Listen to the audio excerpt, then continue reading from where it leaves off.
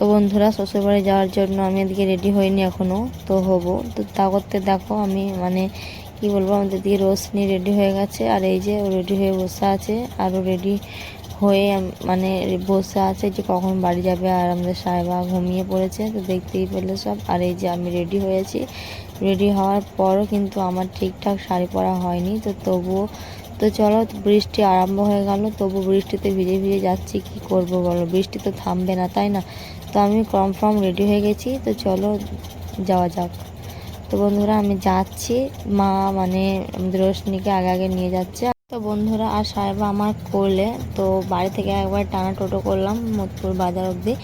তো মোদপুর বাজার অবধি যাবে, তো এই যে আমি এখন যাচ্ছি, এখন আছি আমি সাতগেছিয়ার মধ্যে। আর এইখানে দেখতে পাচ্ছ কি মানে এত আলো, কি বলবো। তো চলো বন্ধুরা একবারে মোদপুর বাজারে গিয়ে তোমাদের সঙ্গে দেখা করছি। তো বন্ধুরা আমি মোদপুর বাজারে চলে এসেছি, আর এখানে ফলের দোকানে ঢুকেছি। তোমরা দেখতে পাচ্ছ আমি এখানে নিয়েছি আপেল, কলা, এমনকি কমলা লেবু। তো চলো আজকের মতো এখানেই টাটা, বাই বাই, সকলে ভালো থাকবে।